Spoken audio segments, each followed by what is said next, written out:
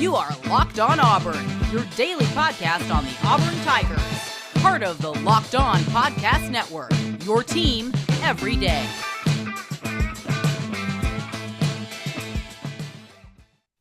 Yes, welcome on into Locked On Auburn, your daily Auburn Tigers podcast. I'm your host, Zac Blackerby. And today, I guess, Justin Ferguson, is this your YouTube debut? I'm sure you've done other stuff, right? I'm sure you've done other things.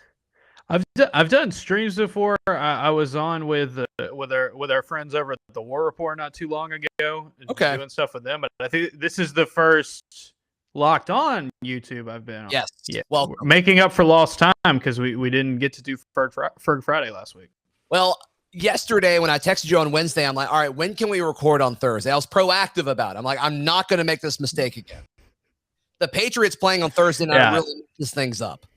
So. Well, I mean, there are things that are way more important, and of course, it's the New England Patriots in the preseason game. Yes, the battle between Cam Newton and Mac Jones is must-see TV for me, anyway. So, how are things going at the Auburn Observer? How are the Auburn Observer things today? Yeah, it's doing great. We're recording this on a Thursday, so if you're an Observer subscriber, you got a Thursday morning film room, a rare fall camp film room. Yeah, because Roger McCreary, when we talked to him on Wednesday about off-man coverage and playing top-down defense, and I was like, you know what, that sounds like a cool thing to dive into and kind of get into Derek Mason's background there. And so that's a film room you can check out at the Observer, and a lot of that one. So that's been the big one this week, and then just fall camp rolling along. Got a scrimmage later tonight if you're listening to this on Friday. Right. And we'll have plenty of stuff off of that on Saturday morning. We're having to record this before the announcement of Trey Donaldson and Amari Kelly. So that's why we're not talking about that. It seems like Auburn is going to get both of those guys. Let's assume they do just for the next minute or so, Jay Ferg. I mean, what does this say, assuming they both go to the Tigers, which Auburn is a heavy favorite for both of those guys pretty much everywhere you look?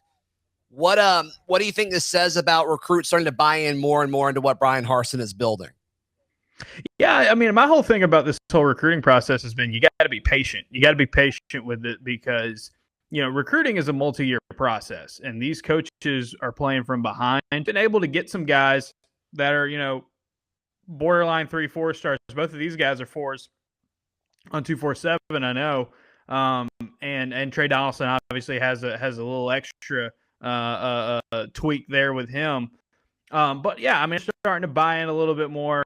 They're hearing about what is going on at practices. They're getting a chance to kind of actually go to campus some more. They did, early in the summer. And I think guys are, I think more the fact that it's a couple of, blue chip, or depending on who you look at, borderline blue chip guys. I mean, this is going to be a good spot. Auburn's numbers are still low, and so their rankings look a little low. But if you look at the average recruiting ranking and stuff, Auburn's in a pretty decent spot. Not great, not world beating, but for a first year class with all the context that comes with it, I think it's a pretty good start, and they just got to keep that momentum rolling throughout the fall and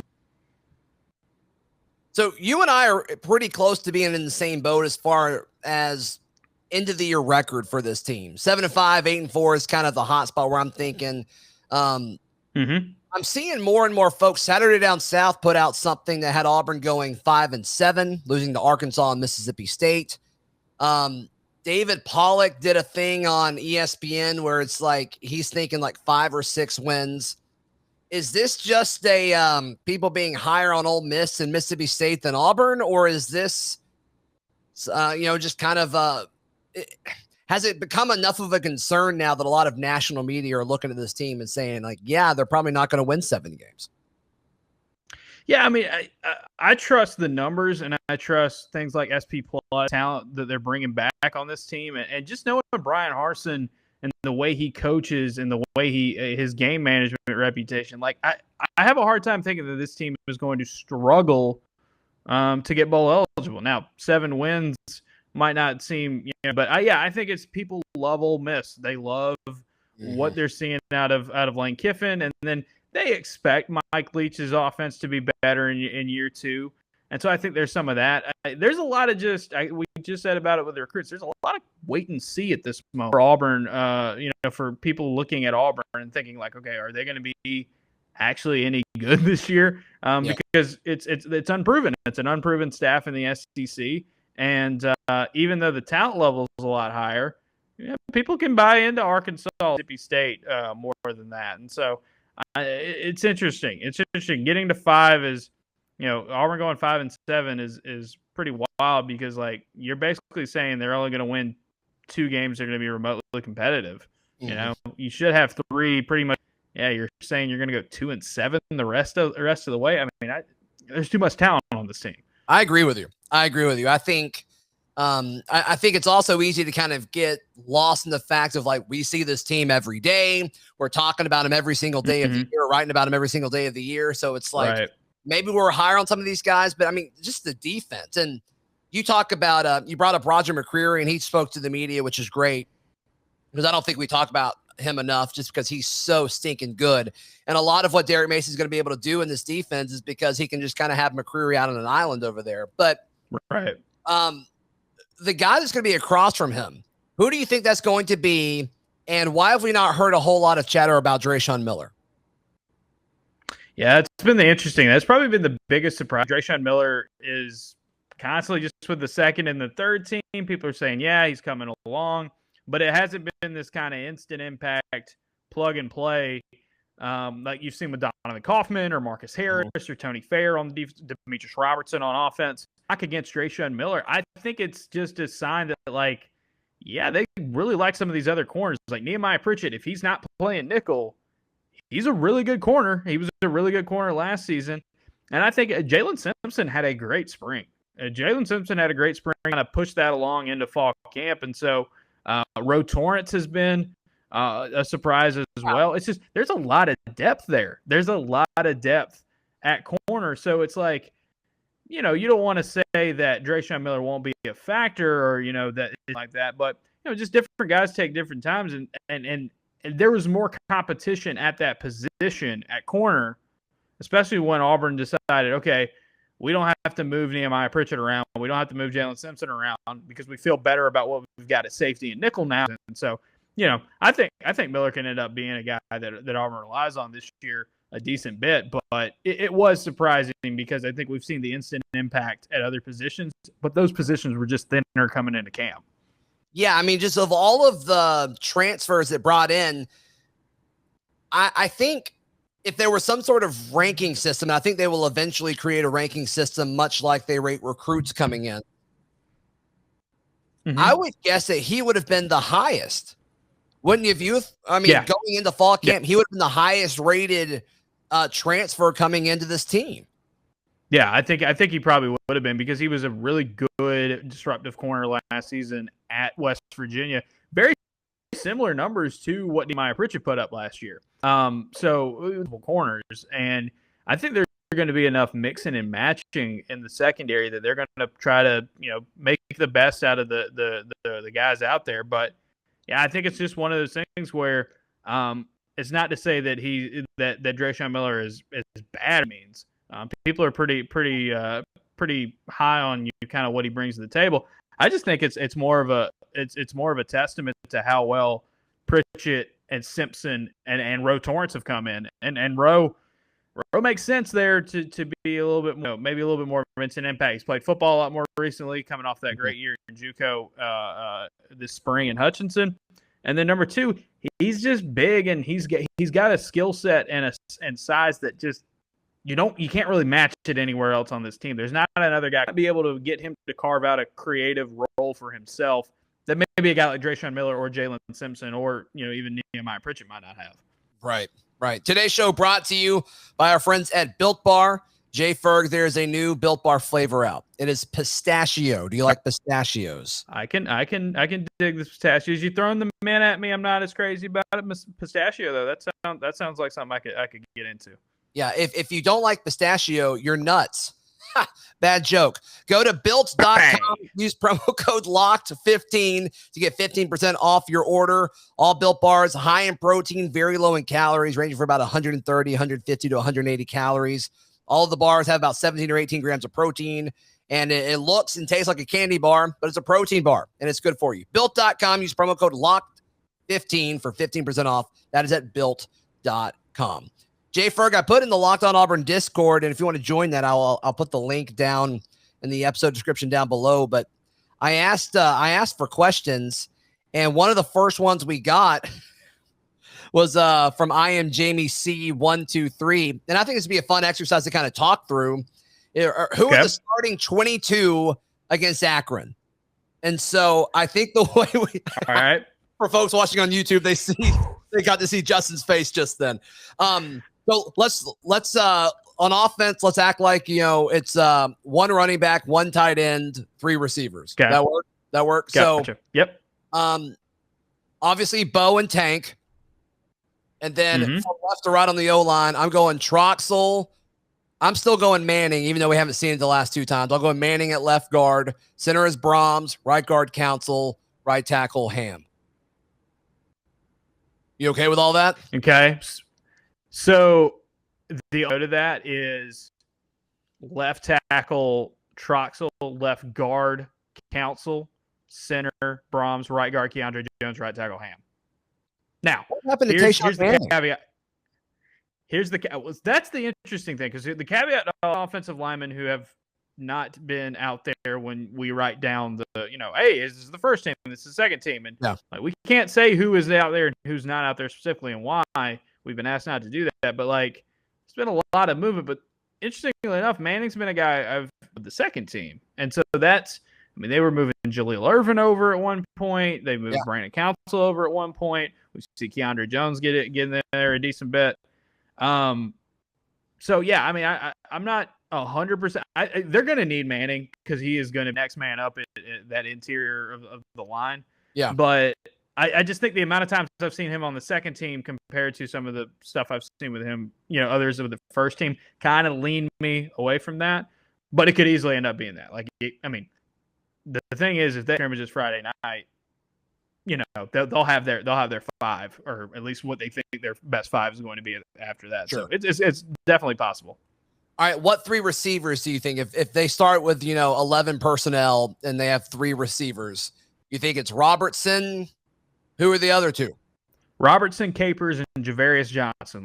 Let me mark those down. I think Robertson has really done a good job of starting to separate himself a little bit more at the flanker position. The other guys there to look out. Malcolm Johnson Jr.'s had a great camp. The slot spot seems to be Javarius Johnson and Tavares Dawson more. Now they're going to mix and match, but those are the two guys we've seen the most there. Johnson, star of the spring, has had a really good fall as well. I'm going to keep him there because I have seen three dudes pretty much rotating constantly with the first team, and that is Xavion Capers, Elijah Canyon, and Shed Jackson. So the thing there is that it could be any of those three, honestly, first guy out on the field. Capers more just because of his experience factor and the fact that when we've seen him in practice, he looks like he's been taking on a pretty big leadership role in that group. So I'm going to lean towards him. Wouldn't be surprised at all if it was Jackson. Wouldn't be surprised at all if it was Canyon either. But that's going to be my three that I would lean on. Tight end, I guess, would be I'm going to go Shanker just because of the veteran and the veteran savvy and the versatility. I think you're going to see a lot of Luke Deal this year. They're going to see a lot of Brandon Frazier, Tyler Fromm as well from time to time. So, all right, how should we score this for the base defense? What alignment should we go with? So if we want to do the base, it's going to be probably three. I think we should probably do 3-man front here. Okay. And why don't we do this? Let's give 4 linebackers, the 2 edges and 2 inside linebackers, and let's do a full 5 at nickel, right? So we'll give you 12 at that point. So we'll give you a starting 23 instead of a starting 22 at this point. All right, so let's start with the D-line.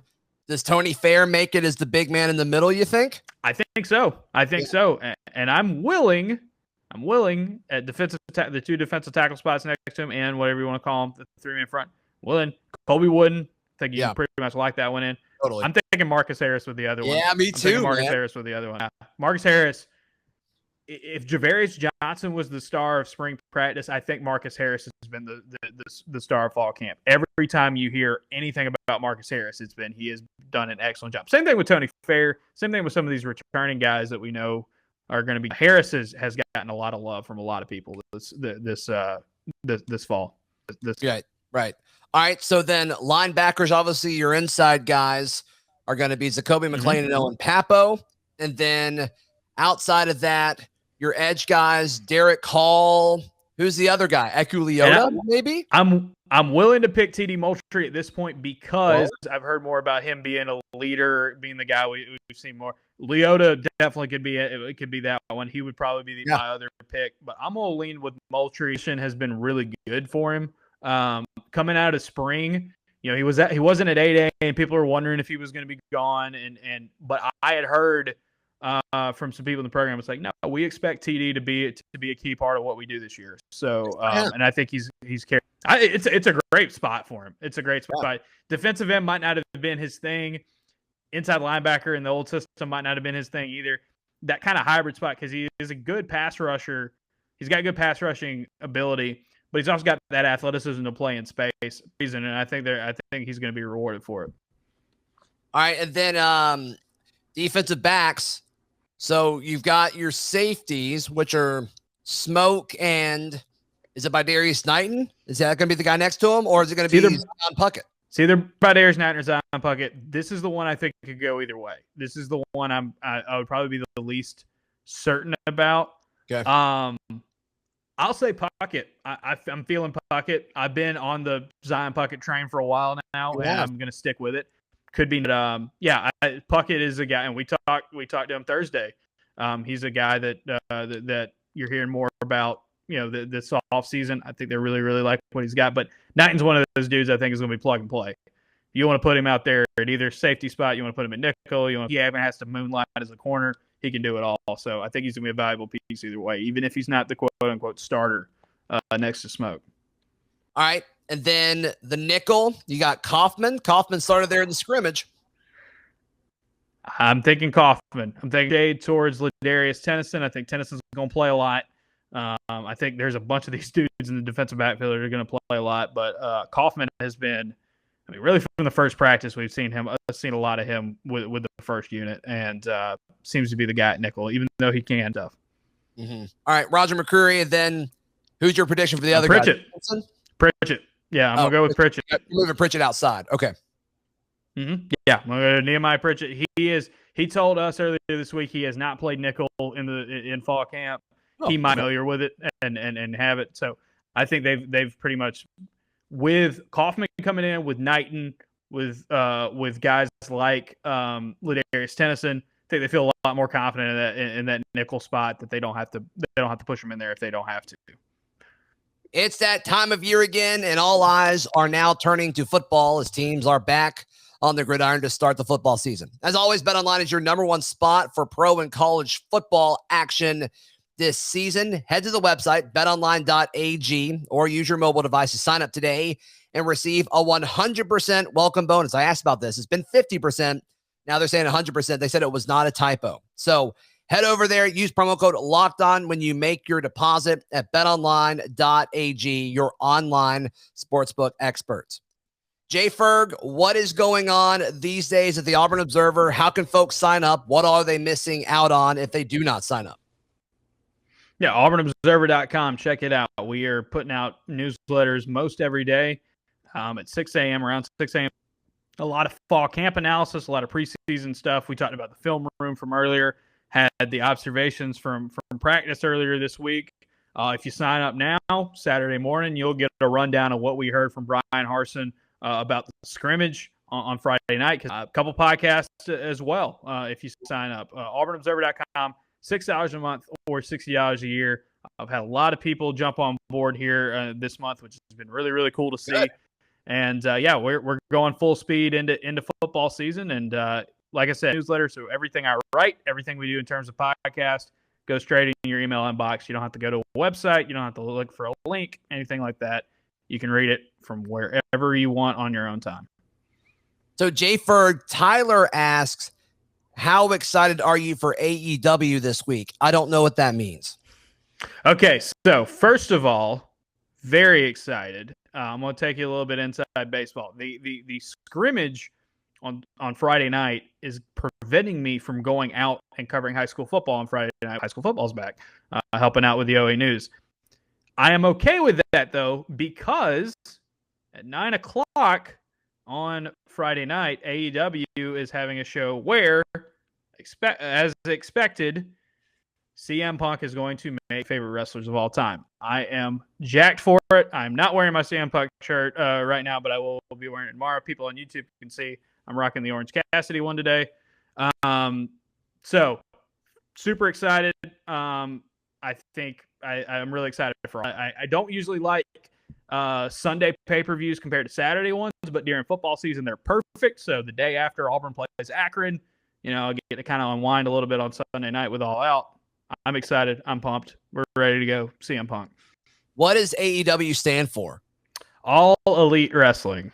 Okay. And if I could break down like what all that means, but it would take way too long. So that's different than that's separate from like WWE and SmackDown and Raw and all that. So it's all different. Right. Okay. Pitch for this is AEW is a new company. It started a couple years ago by a bunch of guys who were wrestlers, and they started their own thing, and they are bankrolled by the guy who is the son of the owner of the Jacksonville Jaguars.